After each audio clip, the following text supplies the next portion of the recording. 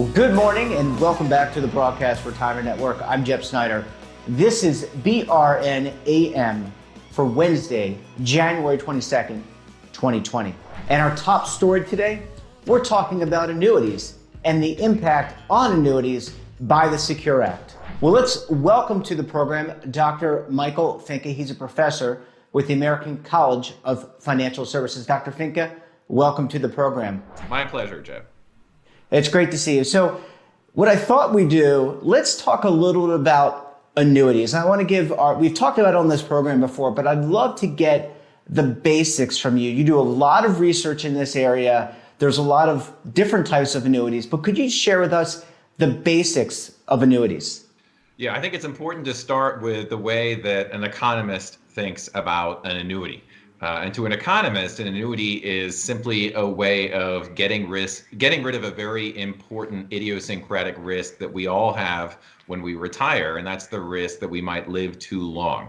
So none of us knows how long we're going to live. There's only one financial instrument that's available that can hedge that risk of an unknown lifespan, and that's an annuity. I mean, really, that's why annuities were originally created. Historically, that's the value that annuities have provided. And in its simplest form, that is what an annuity, an income annuity, is created to solve, this problem of idiosyncratic longevity risk. And it's an idiosyncratic risk just like any other idiosyncratic risk. Any financial advisor that would be horrified if their client had 40% of their investment portfolio in Apple should be equally horrified by the fact that a client is accepting a significant amount of idiosyncratic longevity risk because it has the same impact. It means that they're taking a risk that's not compensated. And I that's an amazing definition and really breaks it down, I think, for the audience. Michael, this is the holy grail for the retirement industry as a whole, and that is how to make sure that people do not outlive their savings, right? I mean, this is what we're trying to solve for now. We've done a great job in the industry of promoting accumulation. Whether or not people take advantage of it is a different story. But this is really the final piece in the puzzle in how to get people not to outlive their savings and have enough money. Yeah, I think a lot of people are seeing the passage of the Secure Act as the breakdown of the final barrier to incorporating annuitization truly into decumulation. And of course, it's going to be an interesting pathway, I think, between where we are right now and where we're going to be in 10 years from today. But I'm one of those who hopes that we begin to start thinking intelligently about the right ways to use annuitization in retirement savings. It'll, I think especially for the income, I mean, the whole purpose of ERISA is retirement income security. It is literally the RIS in ERISA. Yet we've never gotten there. And this is really an opportunity within the defined contribution space to get a lot closer to retirement income security. And I think especially for less sophisticated participants who may be vulnerable at the rollover stage when they move out of plan, this can provide a lot of really good alternatives.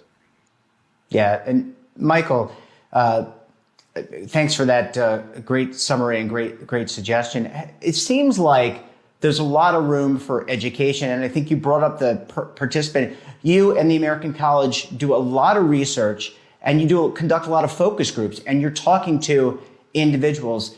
Has there been what are people's perceptions of annuities in general, and has that changed over time?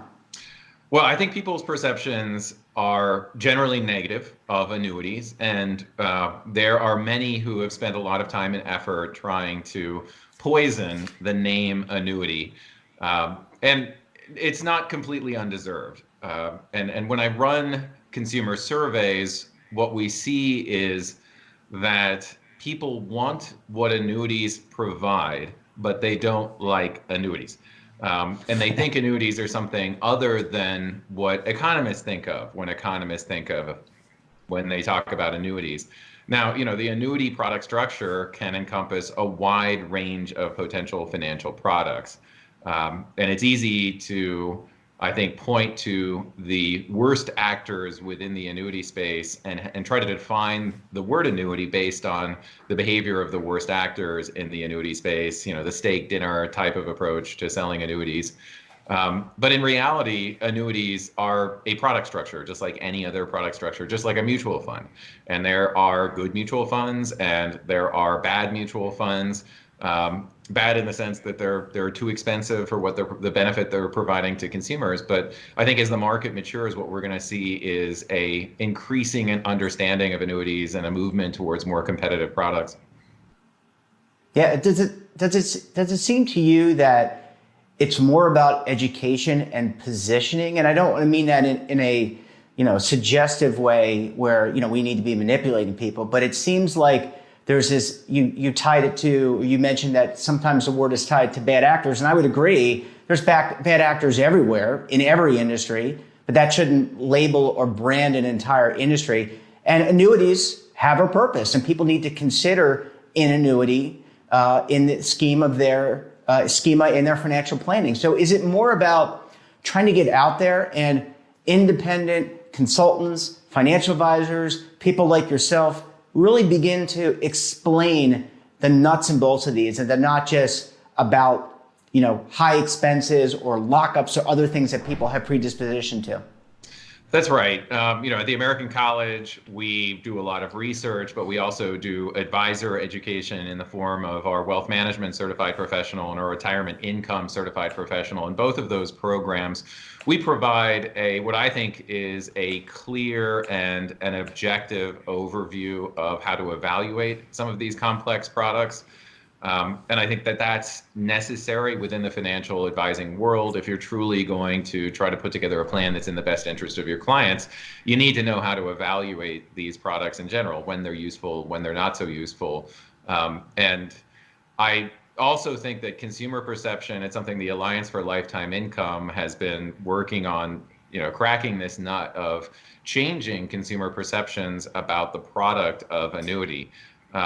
It is a product that provides true value to consumers, and it can make people's lives in retirement better than they are right now, with all the uncertainty that they're accepting when it comes to fear about their money running out in old age. And I think the more education we can do, the better. There's more than one approach to putting together the right retirement income plan for a client.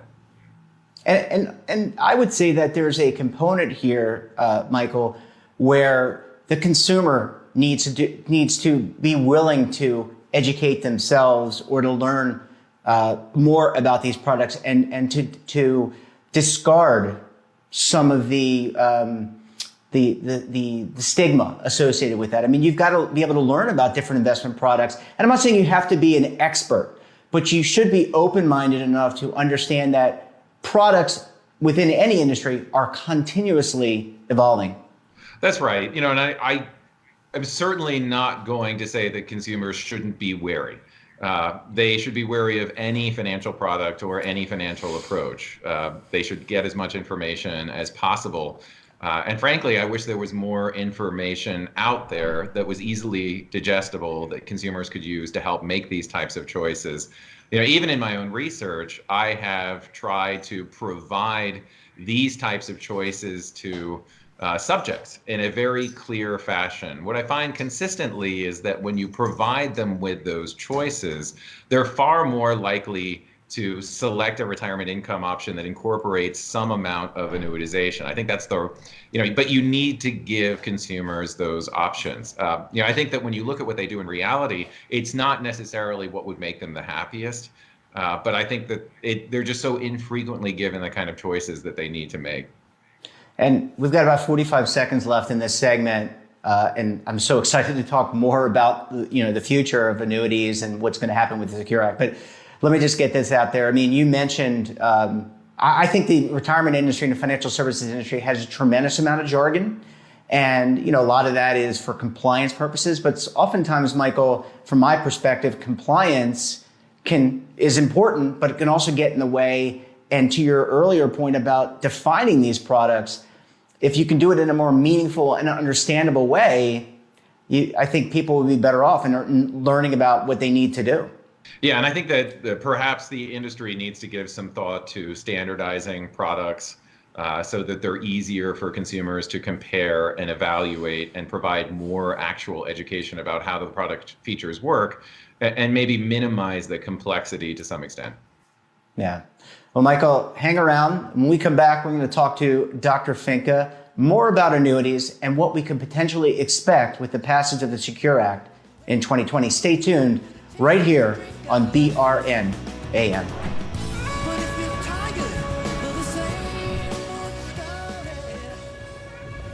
Imagine a new television network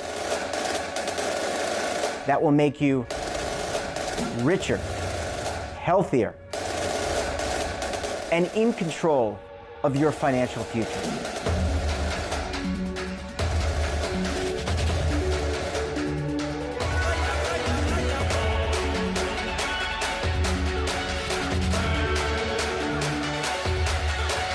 This network is for the policewoman in Nashville, Tennessee, the baker in Dubuque, Iowa, the teacher in Lexington, Kentucky.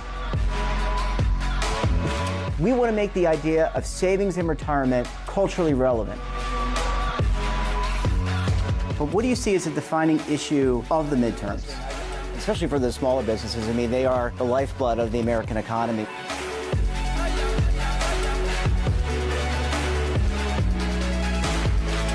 Featuring exclusive interviews, current affairs, and docuseries. 33 years old, you retired early. The philosophy is money only matters if it helps you live a life that you love. But you got to start thinking about retirement as soon as you get in. The Broadcast Retirement Network will drive very high engagement with premium partnerships.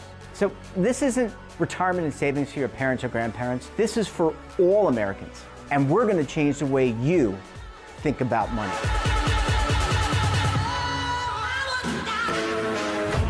Welcome to the next frontier of retirement and savings. This is BRN, the Broadcast Retirement Network. Welcome back. We're talking to Dr. Michael Finke, a professor with the American College of Financial Services. Dr. Finke, thanks so much for sticking around with us this morning. My pleasure. Well, we had a bevy of activity at the end of the year, and we had the passage of the Secure Act as part of the House Appropriations Bill to fund the government. So kudos to everyone in the industry involved in getting that passed. And Michael, as you know, the Secure Act includes, or at least paves the way for annuities in retirement plans. I want to get your assessment on that, and then we'll talk a little bit about what to expect in 2020 and beyond. Yeah, I think plan sponsors from what I've seen, have a healthy amount of skepticism when it comes to incorporating annuity products into core menus. And so there's going to be a big, I think, getting up to speed on what annuity products look like and what are some of the barriers to incorporating them.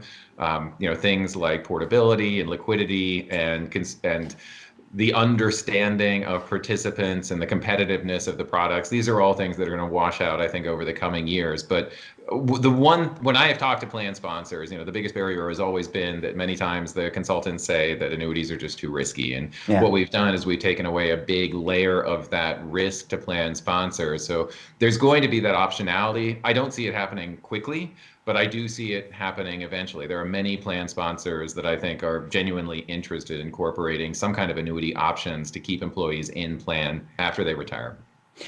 I'll just give you my perspective, Michael, as a reformed advisor consultant. I mean that jokingly. I never did anything wrong or inappropriate.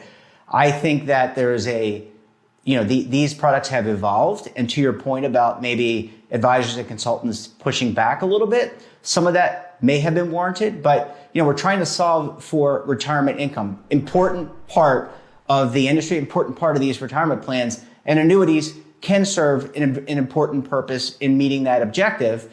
I think it's up to the consultant and the advisors to really do more due diligence to understand how these products work. It's not enough just to look at, a lot of advisors, I'll say, Michael, grew up in the mutual fund industry or in the fund industry in general. So they understand that product set very well. A lot of people who have that specialty, who are advising clients like employers about their retirement plans, may not have that level of sophistication as it relates to guaranteed products like annuities, stable value, et cetera. Yeah, and I think what I've seen is that the lack of understanding can sometimes cause them to dismiss the products. Yeah, They've heard yeah, bad things about the products so that they don't think they can be useful. It's important to remember that UTC has been using a variable annuity type strategy in their defined contribution plans for years now, yeah. successfully. So it can happen, and many of these products, including variable products like the TIA annuity product, is a highly competitive, highly attractive product for accumulation, especially for decumulation. These things can work, but you need to understand how they provide benefits to participants, how it allows them to have greater clarity, why they're efficient. I think to an economist, we understand why they're mathematically efficient, but most people don't understand why they're an efficient way to generate income in retirement. And I think it's also important to actually understand how people behave when they have, say, a defined benefit pension as opposed to a defined contribution lump sum in retirement. My research shows that those who have a pension are significantly happier in retirement. And that's not surprising because they feel like they have license to actually spend all that money that they've accumulated. I think it's in the if the whole goal of a plan sponsor is to create retirement security for their employees, then they have to look into the use of different types of annuity products to be able to achieve that retirement security. Yeah, I think, Michael, just plain and simple, I think to dismiss is to do a disincentive to the client. I think you need to be able to, as an advisor, someone who is a specialist in this industry, you need to understand all the products, how they work, whether it's a mutual fund, an ETF, or anything, and private markets, understand how they work and be able to convey that to the client and then let them make an informed decision. Let's shift gears in the last couple minutes of our segment. Let's talk about 2020 and beyond. And I know you indicated that this is not a solvable issue right within the first 30 days. We're in January, that this is not going to be solved in full-fledged adoption. But what do you see in terms of maybe research and development, things that you might be working on that you can share with the audience for the development of annuities and annuity type products? I've done a lot of research on how people select options within the core menu. And it seems to me from our research that people make a lot of big mistakes when it comes to core menu choices, that one of the best things the plan sponsor can do for a employee is to provide, if they're going to go away from the default, to provide core menu options that are most likely to result in the best outcome for an employee. And that means well-diversified outcomes. If they do incorporate guaranteed income, I think what we're going to see are standard types of guaranteed income products. For example, are there going to be investment products that provide some sort of a base income, and along with a base income, some sort of a strategy for decumulating the remainder of your investment portfolio? We've seen other types of mutual fund products that define the spending every year from that mutual fund, and that floats to some extent based on the performance of the market. If you can incorporate some kind of a guaranteed income as part of that, I think those could be incredibly attractive in the decumulation space. I think more plan sponsors are getting serious about encouraging employees to remain in plan. So where I'd like to see it is simpler solutions for employees who transition into retirement, more education to help them understand what those trade-offs are, and maybe even considering incorporating partial annuitization into default investments. So every employee is given some sort of a base lifestyle in retirement. If that happens, then I think we're going to be much better off in the defined contribution system. And I think people are going to be much more satisfied with their defined contribution savings than they are today. I think we've just got so much uncertainty. And I also want to point out that my research shows that we don't get more capable of managing our own complex investments when we hit our 80s and 90s. And as we live longer, especially high-income Americans are living longer, that means that we're going to be managing these assets in a period where it's very likely that we're going to be experiencing some form of cognitive decline. And to the extent that we can have these in-plan options that automate that lifestyle, I think we're going to end up with much better outcomes, especially later in retirement. Yeah, and just to your point, when I have looked at prospectus and I've looked at documentation about plans, whether it's a summary plan description or some of the materials that are supplemental to that SPD to explain the plan or explain the investment options, I mean, it is littered with jargon. I just want, going back to what we were talking about in the first segment, I think this is an area that will really help if we can streamline those things, as you discussed early in segment one. That would be make a huge difference to people understanding what they need to do, and also help with product development and product sets. I agree completely. I think people need to have full information, and an unsophisticated client or worker needs to be able to make the right choices, the choices that they want to be able to build their own retirement. Yeah, well, Dr. Michael Finca, a pleasure speaking with you. This is a topic that's very important, near and dear to my heart and our audience, and look forward to having you back on the program throughout the year to discuss this and a lot more. Thanks so much, Jeff. And that wraps up this episode of BRN AM. Hey, have a financial topic or someone of interest that you think we should talk to? Drop us a line. And don't forget, for all the news in retirement, markets, technology, personal finance, and so much more, check out today's edition of The Morning Pulse. So until tomorrow, I'm Jeff Snyder. Keep on saving, and don't forget, roll with the changes. Waiting here for you to take and drink of. But if you're tired of the same